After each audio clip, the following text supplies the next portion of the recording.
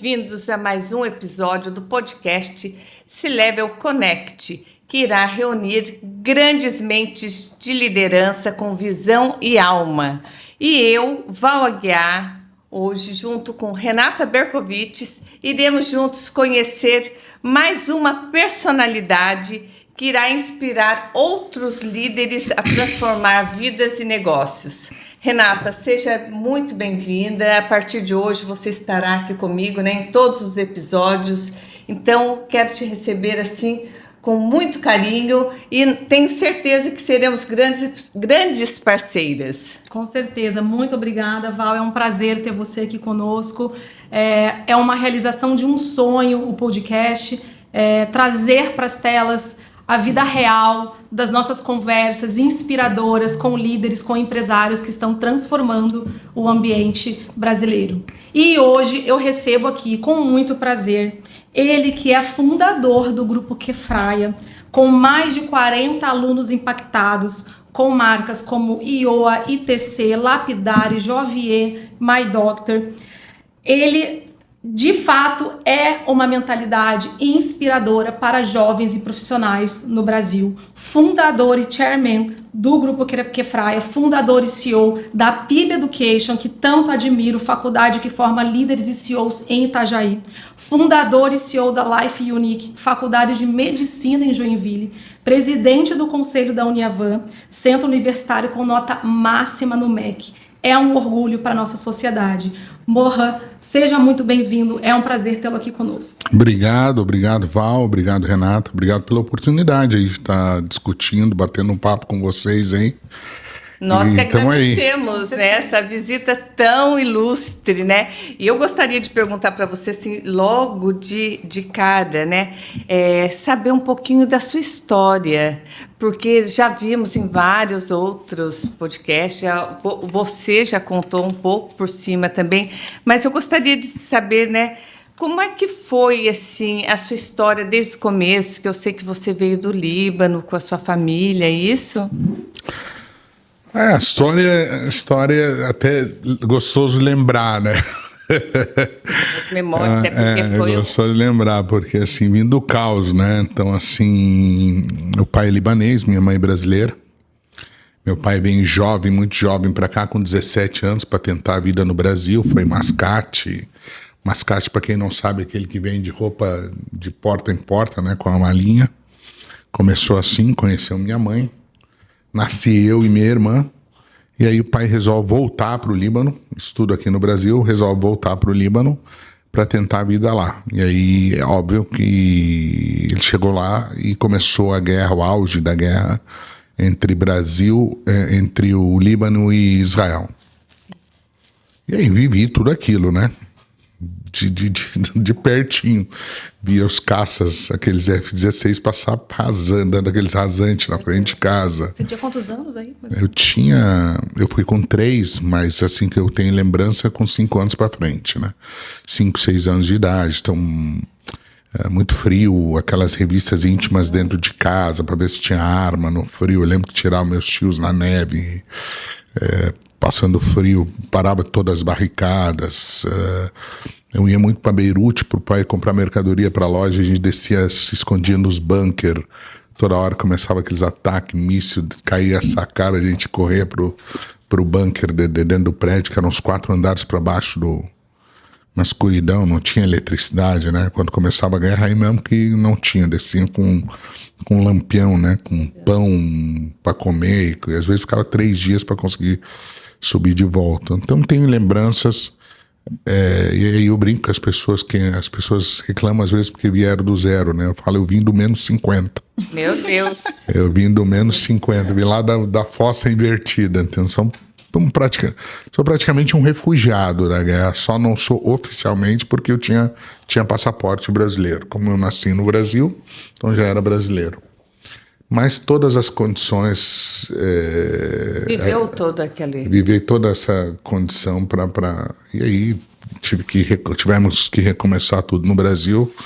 E, de novo, a história. Meu pai começou com um comércio pequeno, depois...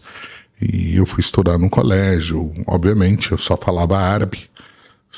Você voltou para o Brasil com quantos anos? Com 12 anos. 12 anos. 12 anos. Daí, Não falava, não falava português. sem falar português, porque eu já não lembrava o português. Daí sofri bullying no colégio, né? Então, Meu Deus. eu apanhava, eu batia em alguém. Então, é sempre lenhado, chegava em casa. E é bacana de se contar essas histórias, né? Porque isso realmente inspira muito os jovens, principalmente, né? Todas essas lembranças que você tem, tudo isso que você passou, né? E garanto que também tudo isso foi assim a mola que impulsionou você a ser quem você é hoje. Não tenho dúvida. Depois que você passa pelo que eu passei, pelas dificuldades que eu tive, nada mais te abala, né? Porque você esteve no fosso, no fundo do poço da humilhação, né? Virado para baixo, inclusive. Né? Não tem nada mais não consigo nem imaginar. Não tem nada mais humilhante do que passar pelo que a gente passou. Eu falo isso, não é vitimismo algum, né? Nunca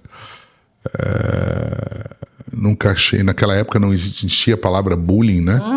Entendeu? Então, assim, a gente... Conceito. Conceito. Então, e psicólogo era uma coisa mais difícil, né? Então a gente, né? Quem é da minha geração sabe do que eu tô falando. Convivi com aquilo e usei daquilo como minha fortaleza. Então, obviamente, passei por muitas outras dificuldades, mas aquilo virou banal perto do que eu tinha passado no passado. Então, fiquei muito mais resistente, digamos assim, né? Sim. Como se tivesse convivido e vivido a temperaturas extremas, assim, aí o cara, para viver numa temperatura intermediária, já fica tudo mais fácil, né? Se aposta à prova em todos os... Então fui aos limites da tolerância, assim, e naquela época até jovem, pequeno, assim, se me dissesse assim, com a criancinha, assim, ó, vamos te pôr para ser o homem bombinha, para explodir, não sei o que lá. Então tu tinha uma mentalidade até de muito fora do padrão, para você ver o extremo que o ser humano chega, entendeu? Para cometer loucura. Então, só que isso tudo, por que eu estou contando isso? Porque justamente eu vivi os dois extremos, né? Exato. Vi os dois extremos. Então é difícil me abalar hoje, né? É difícil me abalar no jogo, é difícil me abalar de maneira emocional, é difícil... O que pode ser pior do que isso, né? Perdi amigos, né? Eu via na minha cidade as pessoas irem, muitas vezes não voltarem com vida, né? Entendeu? Então... E a fase da infância, que é uma fase que marca muito qualquer pessoa, né? Fica gravado, isso vai ficar gravado, tá gravado no seu DNA para sempre, né? A epigenética também já fala Cada vez que eu conto a história, eu lembro do cheiro até de pólvora, se você ter uma ideia, da areia, da fumaça, da sede que eu sentia na estrada, tudo isso vem na memória, já afeta na hora, né?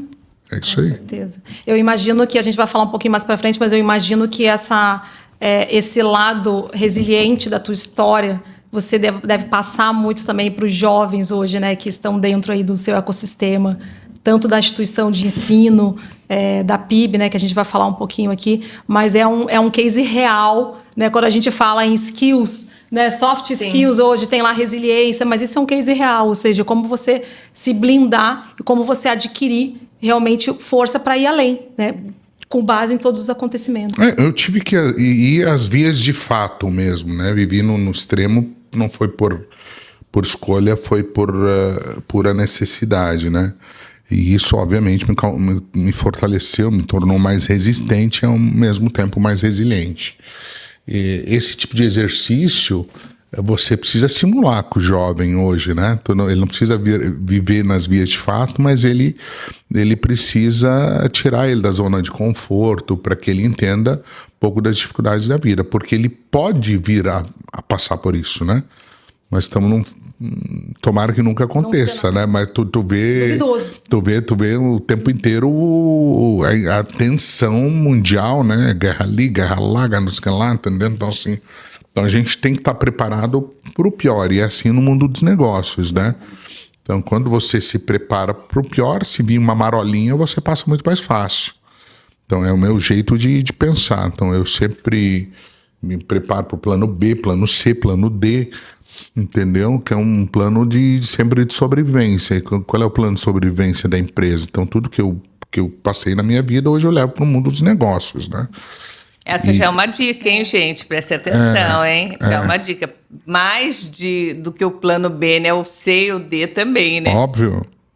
Exato. Óbvio. Que você tem que manter o plano de sobrevivência sempre, né? Então é aquela história do avião caindo, como salva, né? Salva primeiro, bota a máscara de oxigênio em você, depois salva as pessoas do lado, depois vai tentar ajudar. Então existe uma sequência lógica hoje para você não precisar ir às vias de fato e quebrar, né? Tentar evitar. Claro que num país como o nosso, todo mundo pode quebrar. Nós vivemos numa montanha-russa, num país politicamente instável, economicamente... Internos, externos e medianos. Economicamente de difícil confiança, né?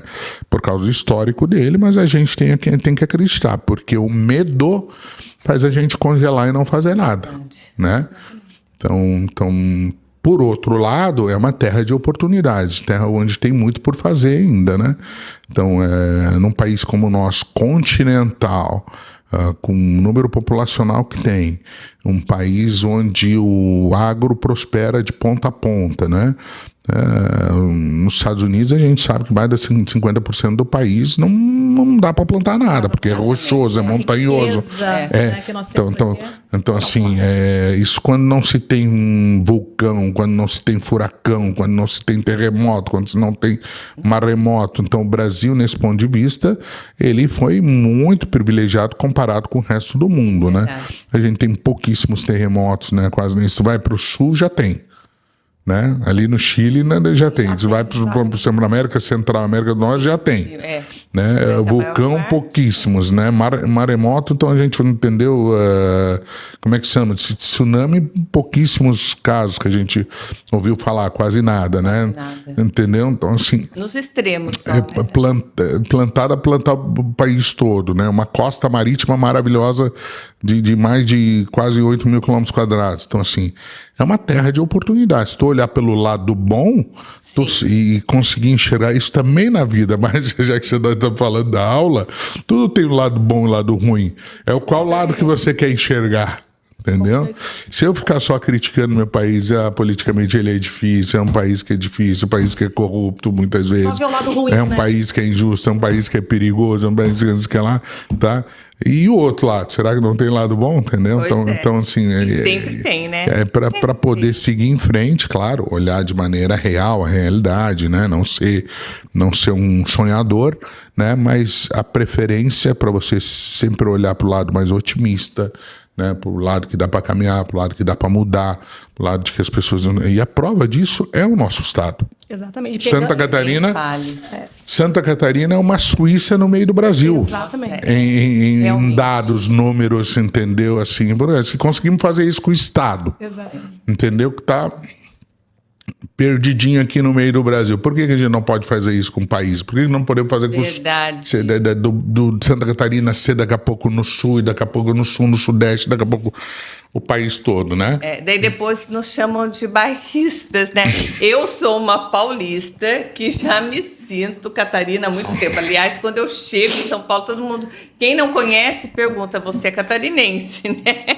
Então, assim, mas eu concordo com tudo isso que você falou. Isso daqui é uma pérola, é uma coisa joia. Maravilhosa, é uma joia. O meu pai costuma dizer, bem-vindo à Europa. Quando eu cheguei aqui no sul, né, nós somos carioca, somos do Rio, e quando nós chegamos aqui, ele falou, agora você vai chegar na Europa. Eu, como assim? Eu tô chegando em Curitiba. Não, bem-vindo à Europa. Mas é verdade mesmo. E assim, nessa conversa toda só vem uma pergunta: como que você começou? Conta pra gente, como que foi recomeçar ou começar do zero? Porque a Renata, até quando a gente começou o podcast, ela já enumerou as empresas todas, né? E a gente sabe que você começou do zero. Como foi? Conta pra gente um pouquinho disso. Eu comecei justamente assim, os pais ali dos filhos árabes, digamos assim, dos libaneses, dos sírios e também da comunidade judaica, sempre sonharam que os filhos fossem médicos, doutores, né? Para quê? Para justamente eles não passarem o trabalho que eles passaram no passado, com comércio, com a migração, toda hora mudando de ponto, né? E aí eles tentaram direcionar os filhos todos para a área da saúde, onde existia uma zona de segurança.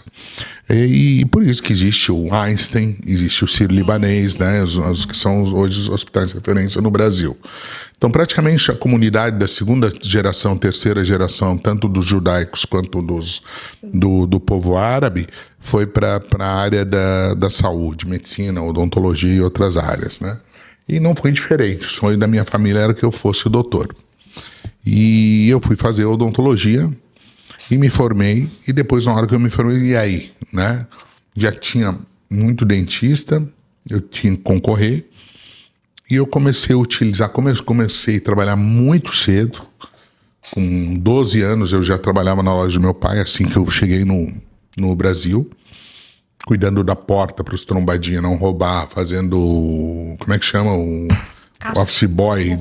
Office boy. Era office boy, né? Era office boy. Hoje tem o IA fazendo isso. Office boy de banco. Sim. Então, mas isso já era aqui em Santa Catarina? Já era em Lages. Em Lages. Em Lages, aqui na Serra Catarinense, que é a cidade da minha mãe. Aí comecei a trabalhar com meu pai desde cedo. E lá eu já trabalhava com meu avô na lavoura, no Líbano, já nas chácaras de uva dele. Então trabalhei muito cedo. E aí saí do colégio e ia trabalhar na loja. E essa era a minha rotina diária. Então, quando eu me formei, a única coisa que eu sabia, que já era muita coisa, entendeu? O que eu sabia? Ninguém queria me ajudar, não tinha doutor na minha família, não tinha um amigo para ajudar, não tinha um espelho. Nada, zero. Eu me formei, quando me vi, eu era dentista. O que eu ia fazer? A única coisa que me ajudou muito é aplicar das leis do comércio, que eu aprendi com meu pai, numa clínica, num consultório. Quando os consultórios eram todos aéreos, eu resolvi montar um primeiro consultório de rua, entendeu? Na cidade de Lages. Não tinha de rua de comércio. Os consultórios dos prédios. Eram aéreos, era dentro de prédios, era com endereço, sempre andar tal. Segundo andar, De porta com a rua, Aí montei o primeiro consultório. Aí já fiz uma sala de espera bonita, entendeu? Eu utilizei das leis do comércio e aí botei uma recepcionista bacana que atendia bem, né? Aí enchi a minha sala com paciente. Você já sabia fazer gestão? Enchi a minha sala com paciente fake para parecer que minha sala estava cheia, que passava na frente da rua, achava que minha sala estava cheia de paciente. Só não postava isso no Instagram. Então era tudo só não virou amigo, influencer, era só amigo, parente, mas as pessoas passavam a dizer, pô, que dentista maravilhoso que ele deve ser, a sala tá sempre cheia, mas era tudo amigo lá me ajudando, entendeu? Aí fiz uma agenda também fake para eu poder mostrar para as pessoas que eu tinha uma agenda cheia, das pessoas ter aquela sensação da escassez, só para daqui a um mês. Então, eu utilizei bastante das leis do comércio, fui aplicando no dia a dia. Vou anotando as dicas. E como eu não consegui ter nenhum tipo de emprego até tentei pegar indicação de deputado e tudo mais para conseguir um emprego na prefeitura, sindicato, SUS, essas coisas, mas ninguém me deu emprego. Rodei o estado inteiro e não consegui emprego. Então, meu plano B, nesse instante, voltou a ser o plano A. Que é o quê? Eu só tinha uma opção, ou vencer na iniciativa privada. Então, tive que me reinventar e desenhar uma estratégia para que a minha clínica virasse. Aí no terceiro mês, acho que até o terceiro mês, o meu pai me ajudou a pagar o aluguel. Do terceiro mês em diante, ele teve um infarto, foi parar na fila de transplante de coração. E eu comecei a tocar a vida. Daí eu não pude mais pedir dinheiro para ele, né? Então eu tive que me virar. Cuidava da loja dele, cuidava dos meus irmãos, cuidava da minha mãe, ele na fila de transplante. Ele na fila de transplante de coração lá em Porto Alegre, e eu comecei a tocar o negócio. E aí minha clínica começou a virar, né? E aí depois apareceu uma oportunidade de trabalhar com eventos, fui trabalhar com eventos, né? Então sempre fui muito...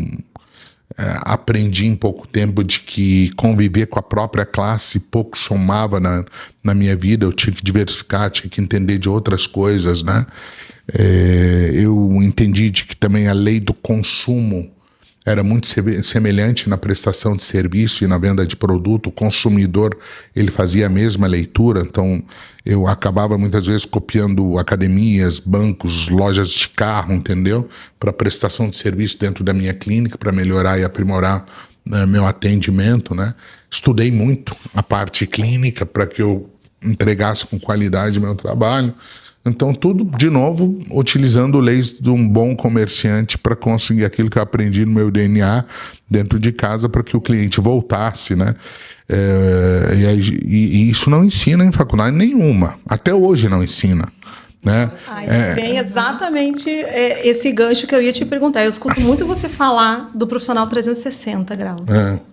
É isso que você chama do profissional 360? Como é que você traz essa visão de pessoas sendo formadas de uma forma 360? Você comentou dessa questão de conseguir mapear tudo que precisa no negócio, atendimento, cliente, aquisição, pós-vendas. Traz um pouco dessa visão pra gente. O que me fez ser o Morra empreendedor assim, num curto espaço de tempo? Foi eu ter enxergado, naquela época, eu ter visto, entendeu, de que eu ter o conhecimento só da área não era o suficiente. Eu teria que saber comunicar, eu teria que saber vender, né? Então eu entendi, poxa, mas eu dominava, eu já era especialista, por exemplo, em ortodontia. Fiz a especialidade, mas não bastava.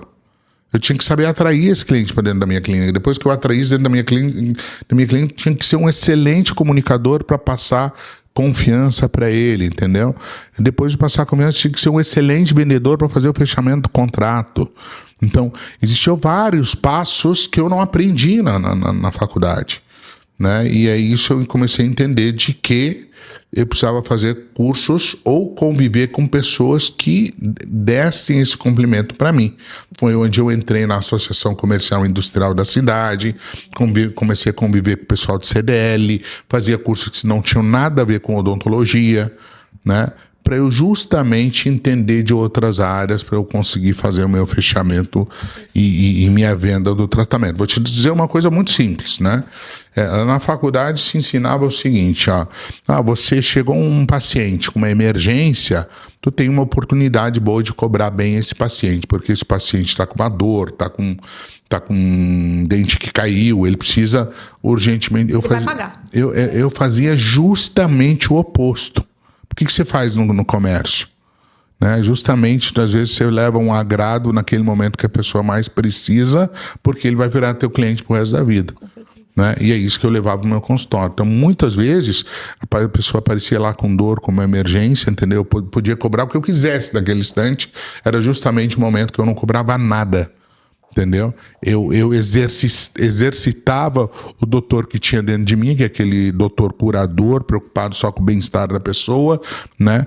Entendeu? Só com a cura dela naquele instante, ela saía sem dor do meu consultório, ela aparecia 3 dias depois, 1 semana depois, com toda a família para tratar lá, e eu tratava pensando na longevidade dos meus clientes. Eu cansei de ir em restaurantes aqui em Balneário Camboriú, e às vezes a pessoa conhece, o Morra é empresário, é dono de dificuldade, não sei o que lá, entendeu? Então, em vez de empurrar esse menu de R$100, vou tentar empurrar o de 300. Em vez de botar... Você já viveu isso aqui? Vivo com uma certa rotina, né? Exatamente. Em vez de oferecer esse vinho de 100, vou tentar oferecer existe em qualquer lugar, né? Entendeu? Só que eu não volto. Entendeu? Ninguém entendeu? Falta da educação. Mostrar para as pessoas que esse não é o caminho, né? Eu tenho uma lembrança de que, entendeu? Uma vez, eu nem vou citar o lugar, eu fui com a minha esposa no Dia dos Namorados, a gente foi no negócio, cara, eu achei absurdamente caro o lugar, que não era caro, mas nesse dia, assim, quando veio a conta, até brinquei, disse, não, então nós estávamos em 2 casais, aí eu falei pro moço assim, pode dividir em 2, ele falou para mim, já está dividido em 2, assim. Então ela conta absurdamente caro. Obviamente, não passei mais nem na rua. Não é muitas vezes porque o cara tem dinheiro que ele gosta de passar por trouxa. É né? verdade. Pelo contrário. Exatamente. Você sabe que eu acho que isso, né, falando especificamente da região, por ser uma região turística, né? Uma cidade turística. Eu percebo isso, que há 10 anos eu treino pessoas para o atendimento, né? E muitas vezes, quando você vai vender, né, o seu serviço, a gente escuta do comerciante do outro lado que eu não tenho dinheiro para gastar com isso. Ele não percebe que aquilo é um investimento no capital humano que trabalha com ele, né? Exatamente. Ele acha que aquilo é um gasto que ele vai ter, que vai jogar, mas faz parte também, né? Então, né? assim, quem vai com muita sede ao pote, bebe água uma vez só. Exatamente. Entendeu?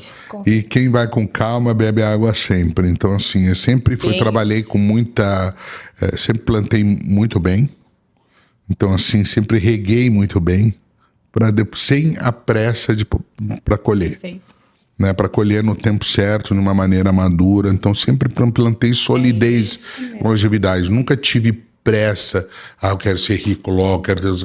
Não tem Daí calma. vem a credibilidade também. Calma, né? vai Esse calma. É o conceito que a gente utiliza muito nos nossos negócios também, né? A gente preza muito a gente tem clientes, às vezes, de longo prazo, estão com a gente desde o início da nossa jornada. É isso que você falou, né? Não queira começar a comer o bolo pela cereja. Vai devagar, vai degustando. Vai aproveitando. Noivar, casar. Não é assim, né? Vai aos pouquinhos. Não é chegar Exatamente. Então eu comecei assim, então fui empiricamente aprendendo. Eu não tinha uma PIB para me dar um atalho no meio do caminho, né? Senão, né? E aí, quando eu fui empresariar, foi um passo mais difícil ainda, né? Porque eu fui crescendo, empreendendo, crescendo. Trabalhei um pouco com eventos, depois trabalhei com varejo e fui crescendo, até que chegou um momento que eu me deparei com a minha organização. Eu disse, poxa vida, cara, a minha formação é dentista, como é que vai para organizar tudo isso, né? Onde faltou uma formação, de fato, que prepara para você ser um comunicador. É um gap no Brasil, com certeza. É um gap, E qual foi o insight que você teve, né, para criar o IOA? O IOA foi uma dificuldade, justamente foi por uma lacuna de mercado. Né? Eu fui tentar passar numa prova de especialização, naquela época era muito difícil. As pessoas diziam, nem adianta você tentar fazer essa prova, você não vai passar. E de fato era verdade. Porque tinham pouquíssimas vagas para as pessoas fazerem especialização. Porque existia uma reserva de mercado muito grande, tanto na medicina quanto na odontologia. Hoje, mais cedo, eu estava numa reunião com um cirurgião plástico, ele falou, só tem uma vaga de residência de cirurgia plástica em Santa Catarina por ano. Oi? Por ano. É sério isso? Olha o tamanho da reserva de mercado. Na minha época, para você fazer especialização em ortodontia, só tinha 5 vagas, se eu não me engano, a cada 2 anos ou a cada 3 anos. Nossa, eu não tinha ideia desse número. Existe. Estou falando coisa de 25 anos atrás, que é quando eu comecei a escola um pouco antes, né? Certo. Então não tinha vaga. Por que não tinha vaga? Porque quem se formava especialista não queria que o outro fosse, justamente para cobrar o que puder, fazer o que quiser. Entendeu? Só eles tinham os coronéis da profissão, né? Então, antigamente eu era criticado por isso, mas hoje eu já não estou mais nem aí, né? Então, assim... eu já falo o que eu quero. Eu falo o que eu quero, o que eu penso, e eu falo a verdade, né? Então, assim, aí naquela época existia uma reserva de mercado. Como é que eu, um filho de um imigrante libanês, de uma lagiana de família simples, meu pai, coitado, vendia cueca e meia no terminal urbano em Lages, eu ia conseguir passar numa prova onde tinha 300 concorrendo àquela vaga e metade eram filho dos professores daquela universidade catedrática lá. Chance zero, né? Daí eles inventavam a tal da entrevista junto com a prova, que era estudo subjetivo. Se tu fosse bem na prova, ele não tinha o que fazer. Agora, se fosse mal da entrevista, né, então ele tinha como te eliminado do processo seletivo. Então tinha a tal da entrevista, então ninguém passava. E era mais centralizado em alguma região no Brasil?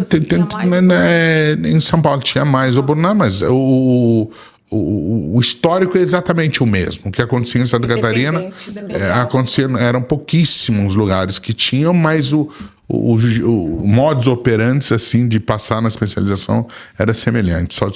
Tu só passava se tivesse QI, o que indique, né? Perfeito. Uma indicação muito forte. E foi exatamente isso que eu assistindo, né, a história do Grupo IOA, que fala muito dessa questão do formar o empresário integral, né? Não é o dentista que vai só atender no seu consultório, vai ser um escravo do seu trabalho, só ele, né, depende daquilo ali, não é um trabalho autônomo só, né? Ele aprender a administrar o consultório dele como uma empresa. Vocês também trabalham essa disciplina, digamos assim, esse conceito? Hoje é a base do nosso negócio, né? É a base da nossa formação. Perfeito. E voltando um passinho um pouco antes, aí respondendo ao ponto dela, nesse instante aí eu parei. Disse, vocês vão me passar numa faculdade dessa, entendeu? Voltando de uma viagem de madrugada perto de Curitiba, ali na 116, era 3 horas da manhã, eu olhei pro meu colega e disse assim, já que esses caras não vão me deixar passar mesmo nessa prova de especialização, eu vou montar minha própria faculdade. Amei. Foi aí. Você tinha quantos anos? Foi aí. Mais ou menos. Olha. Qual era a sua idade? O cara que não me passou, ele deve estar arrependido até hoje, né? Porque eu não montei montamos 70. Pois é, e referência, né? Ele ainda tem um perfil fake pra ficar te seguindo ali, pra ele poder te acompanhar. Com certeza, ele não dá o nome dele. Engraçado que o cara que me reprovou no concurso, hoje trabalha dentro da instituição nossa dando aula. Olha só. Bacana. Olha, é isso aí. Não deixou eu entrar? Não tem problema, eu monto o meu. Eu sempre falo assim, né? Se não te dá um palco, cria o seu. Eu acho que esse é o conceito. No Brasil tem que ser assim. Então tive que peitar, muito jovem, né? Obviamente que daí o que não faltou foi crítica, né? Mas de novo, né? Quem passou por uma guerra, o que é uma criticazinha, né? De novo volta aquela mesma história. Eu não estou nem aí pro que vocês vão pensar. Vou montar uma escola, vou me dedicar para que seja a melhor escola do país, vou fazer o meu papel. E naquela hora montei uma escola pequena, entendeu? E aí comecei. Aí para os professores virem dar aula para mim, eu tinha que dar o rim para eles, né? Porque eu não era ninguém, né? Vamos dar aula naquela não tinha marca e hoje todo mundo quer dar aula pro Iowa. Né? Naquela época, vamos dar aula para aquele menino, vamos cobrar o que puder. Tá vendo, jovens? Não desistam dos seus sonhos, não desistem de acreditar, porque aos poucos que a gente chega lá. Né? Acho que esse é um exemplo. Não pode desistir. Exato. Tem que persistir, mas persistir com conhecimento, né, Morra? Sim. Tem que estar sempre se atualizando, sempre estudando, entendendo do mercado, o que o mercado quer. Também, não é? Se tu mantém a tua direção, a tua vertente, vai fazendo teu trabalho com qualidade, demora, mas uma hora você começa a se destacar e aparecer para o mercado. E chega uma hora que inverte. Isso. Porque o tempo inteiro eu tive correndo, jovem, atrás da oportunidade. Depois a oportunidade começa a correr atrás de você, inverte. Chega uma hora que inverte. Então, no começo, eu tinha que bater em muitas portas. Hoje, praticamente, vem tudo bater na minha porta e eu escolho o que eu quero fazer. Entendeu? Então, até aparecer leva alguns anos. Exato. Né? E aí, quando você começa a ter algum destaque, as pessoas começam a ouvir falar de você, as pessoas começam a te chamar, porque você começa a gerar credibilidade, autoridade e respeitado naquele setor. Foi assim que eu cheguei na Uniavan. Através de um amigo, porque ouviram falar, tem um menino jovem aí que está montando cursos de pós de odontologia, está arrebentando. Daí já me chamaram para a Uniavan para montar a área da saúde em odonto, porque eu já tinha um histórico bacana, né, fazendo um trabalho, mas era um trabalho já de 15 anos. Você vê o tanto tempo que a gente demora para aparecer, né, de maneira passo a passo. Por isso, e naquele momento me surgiu uma dúvida, porque eu já estava super bem profissionalmente, já tinha 3 escolas, já ganhava relativamente bem para um rapaz da minha idade, e aí resolvi. Mas eu sempre tive aquela de ambição de que posso mais, quero mais, mas nunca foi pela grana, sabe? Sempre foi pelo propósito, né? E aí eu ajudei, né, junto com o meu grupo. Quando eu falo até meio egoísta, vou falar nós, né? Porque nós, do nosso time, o time que fundou comigo lá atrás, né? A gente ajudou a mudar e transformar muitas vidas. Já vi muita gente muito pobre entrar no meu instituto e sair com dente na boca. Já vi muito aluno entrar muito pobre, com aquele carrinho quebrado do interior, fazendo seu primeiro curso comigo, às vezes sem dinheiro para pagar, eu dando carência para ele, ajudando ele a parcelar, e hoje o cara tá bem, com casa própria, com carro novo, entendeu? Então, isso foi mostrando a missão da minha vida. né? Então, eu vendo esse resultado reverberar nas pessoas que eu atendia como clientes, alunos e como pacientes, poxa, aquilo me dá uma satisfação na prática muito, muito, muito boa. E aí foi onde eu decidi, eu disse, eu não vou deixar mais que as pessoas passem pelo que eu passei, né? E minha missão daqui para frente vai ser democratizar educação de excelência. Vou levar a melhor qualidade possível próximo à casa das pessoas, porque naquela época as estradas eram só via única, né? Então não tinha no interior, né? Morria muita gente na estrada. Eram os buracadas. Nós estamos falando de 25 anos atrás. Eram as buracadas. A 101 não era duplicada, né? Para ir para São Paulo pegava buraco, Nossa, não tinha acostamento. Não esqueça que as pessoas podiam beber na estrada, não tinha legislação. As crianças nem precisavam usar cadeirinha. Não tinha legislação, então, assim, os motociclistas andando sem capacete. Então, você imagina o tanto de colega e amigo eu não perdi ao longo da minha vida, entendeu? Indo estudar e voltando de curso porque pegou um caminhão, porque voltou, não sei o que lá. Entendeu? Então, assim, eu ouvi histórias de alunos meus, né?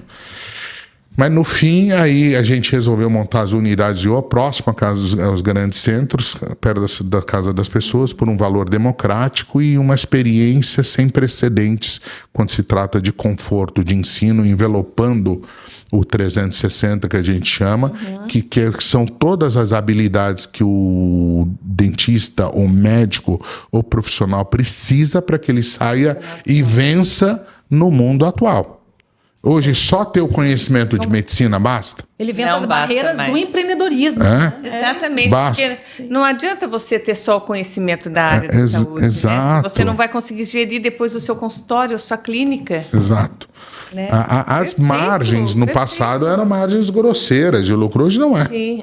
Né? Hoje tua margem é isso aí. Se tu não souber gerir, pagar o imposto certo, gerir tua empresa, saber as prioridades, funcionário, coisa e tal, você acaba tendo prejuízo. Então, acaba que no nosso grupo inteiro, isso faz parte da minha holding, né? Não interessa o curso que você vai fazer, você vai ser empreendedor e um bom gestor.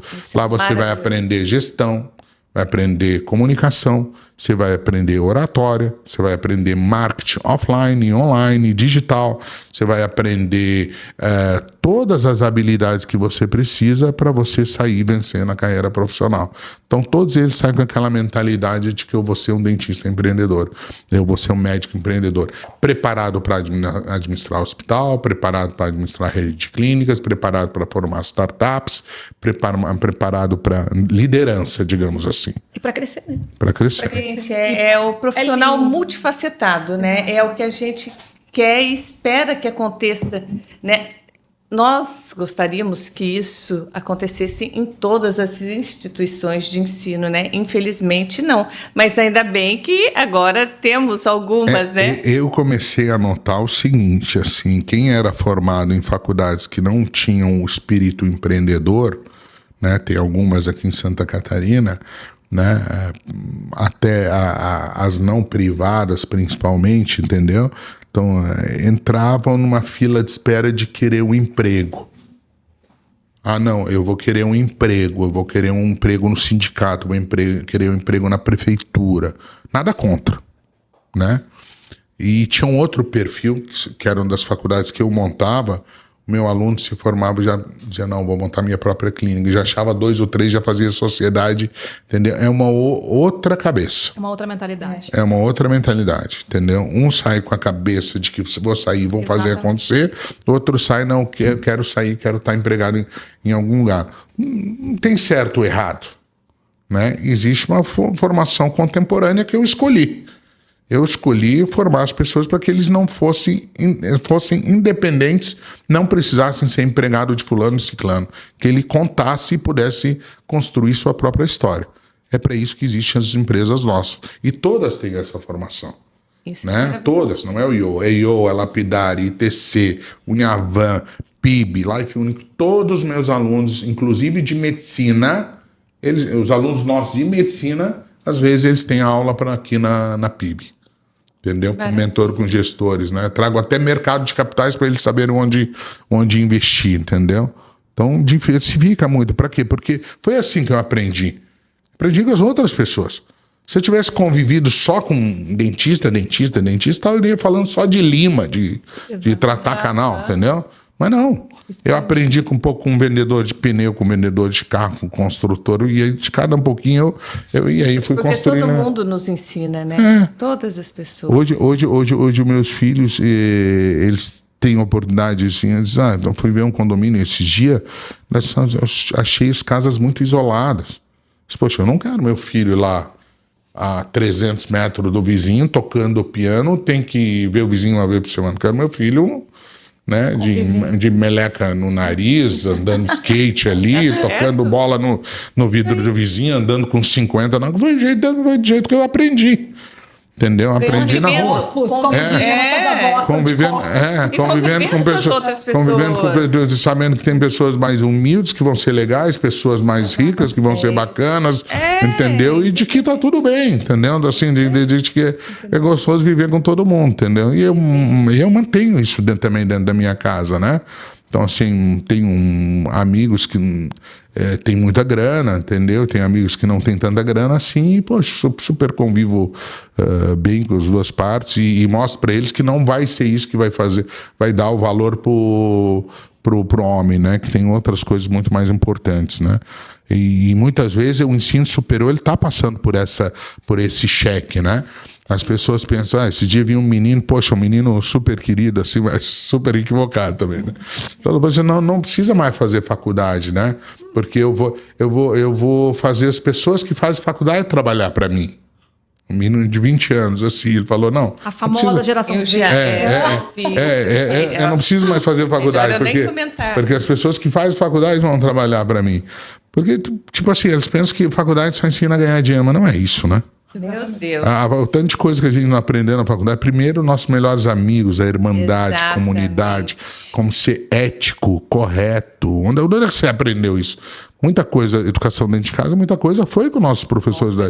A retidão, a consciência, entendeu? Então, assim, cara, uma faculdade não te forma... O que as pessoas não estão entendendo, que uma faculdade, ela não te forma para ser rico. Ela te forma para ser um ser humano melhor para a tua comunidade. É isso aí. Entendeu? As pessoas não entenderam ainda. Aonde que está escrito que a faculdade está preparando gente para ser rica? Nenhum lugar.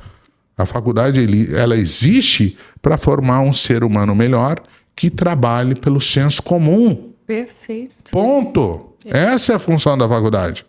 Então não dá para comparar o cara que ganha dinheiro com o cara que não ganha, que não é esse o objetivo da faculdade.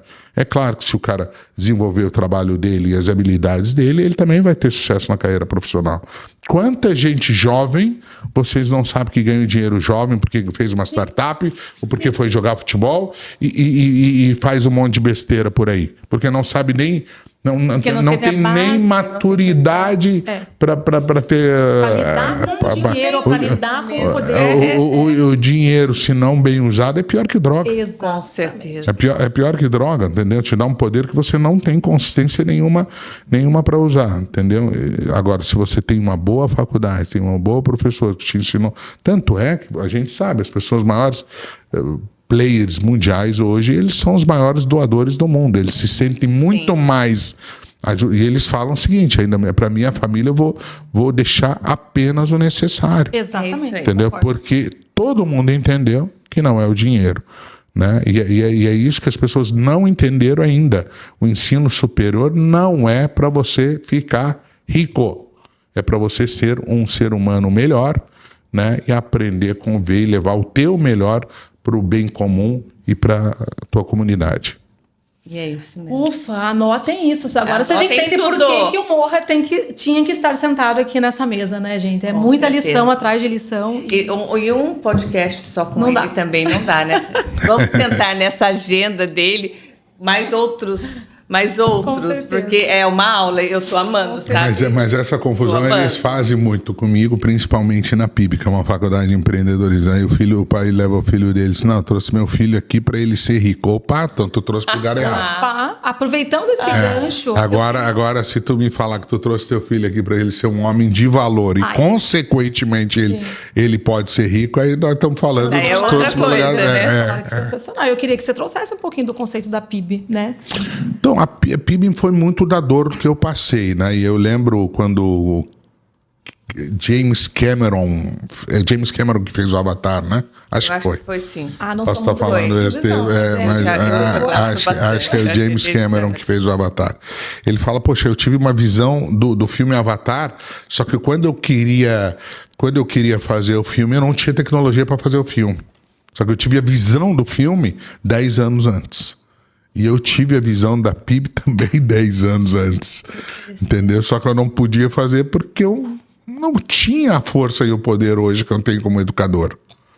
Porque é um produto completamente disruptivo, novo. Se eu fizesse naquela época, eu ia me chamar de louco, né? Não tinha a influência que eu tenho hoje para chamar os melhores players do Brasil e do mundo para dar aula na universidade. Então, precisei de tempo maturar, mas aquilo nunca saiu da minha cabeça. Por quê? Porque foi a minha dor. E a dor do mercado hoje, né? Tu pega na nossa região aqui em Santa Catarina, é dificílimo contratar executivos de ponta. Exato. Não estou dizendo que não existe, ninguém se ofenda, mas é difícil. Hoje a maioria dos meus diretores do meu escritório aqui do Quifraia são de fora, são de São Paulo. A concentração está no Sudeste.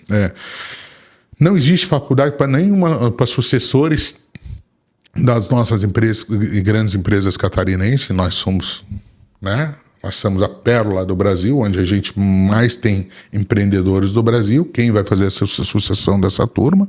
Eles teriam que ir para fora. Mas muitos pais pensam assim, poxa, se eu mandar para São Paulo é perigoso. Se eu mandar para o exterior, meu filho não volta mais, entendeu? Então e agora? Então foi muito pensando nessa dor e principalmente na minha dor.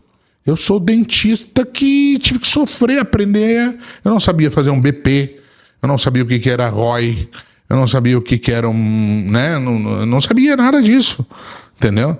Então eu fingia, disfarçava a minha ignorância nas reuniões para parecer que eu estava entendendo as coisas. Aí no final ia lá no CDL, na CIO, coisa e tal, pedia para alguém me ajudar a entender o que esse pessoal tava falando, que língua que era aquela, entendeu? Então assim, eu tive essa dificuldade. E depois hoje tem muitos empresários multifacetados, eu sou um. Eu atuo em vários segmentos, né? Meu filho, se eu quiser que ele cuide do legado que o pai construiu, ele vai fazer o quê?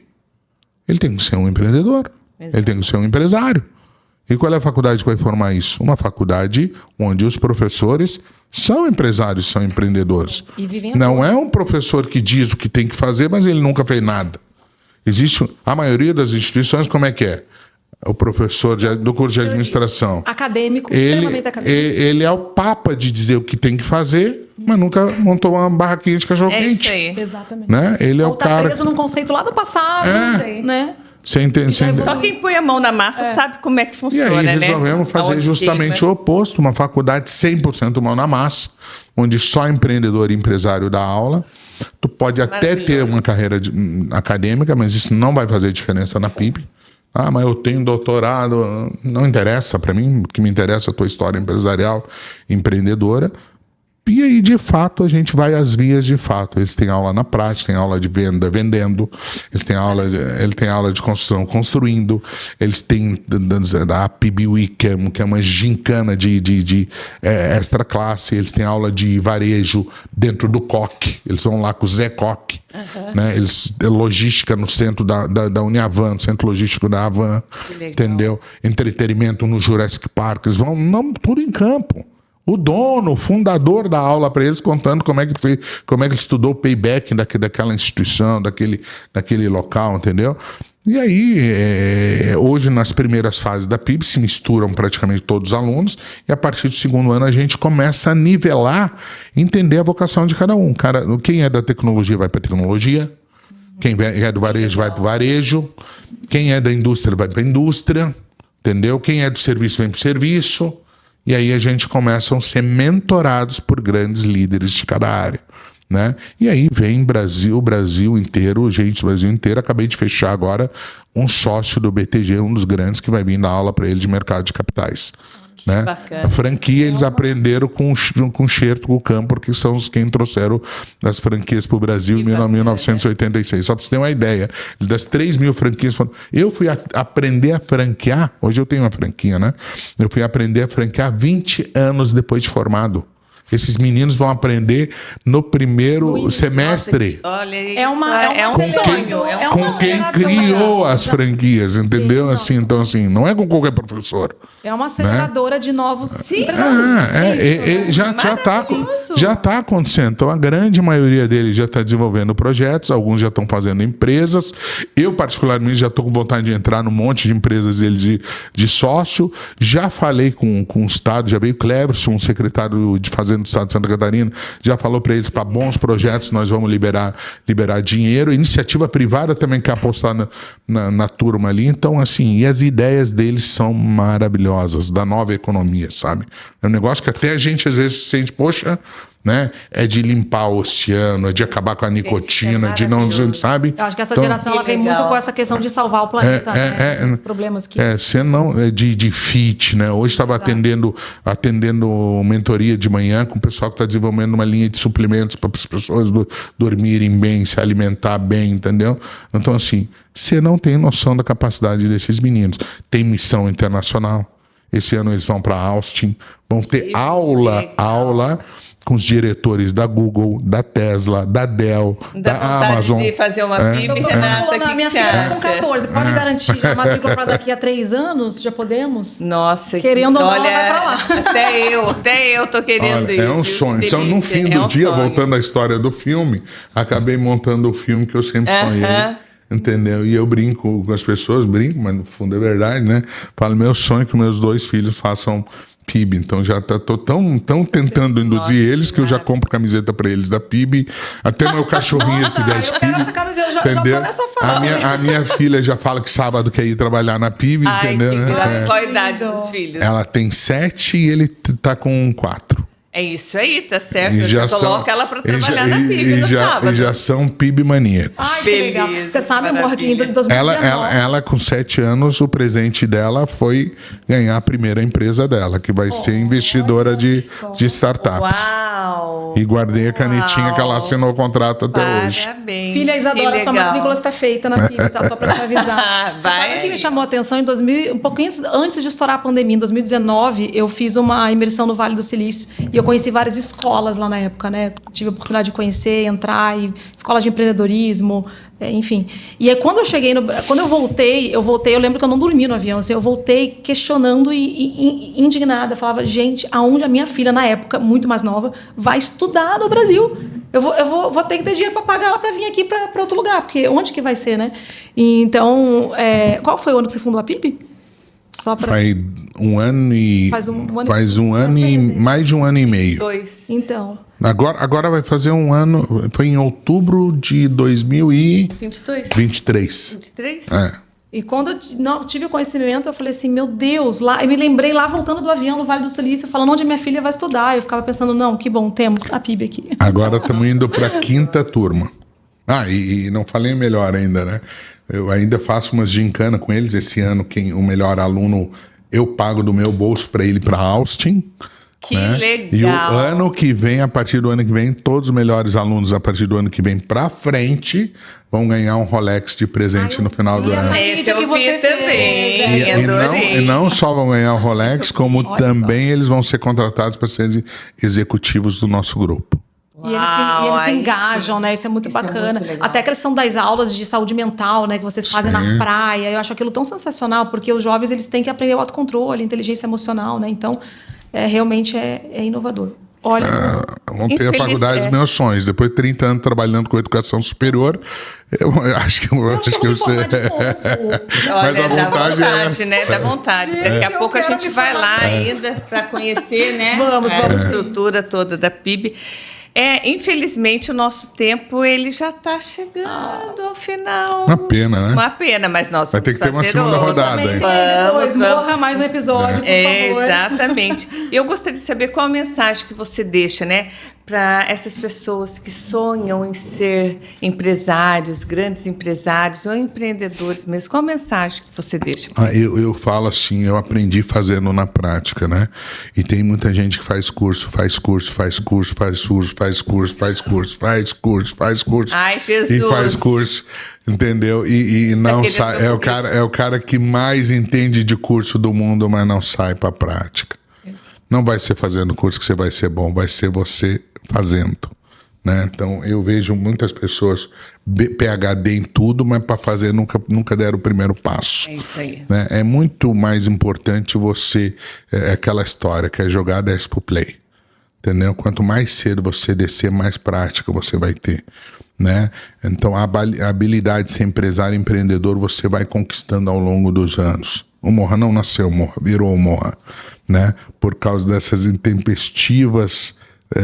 né, dele ter ido para a prática muito cedo.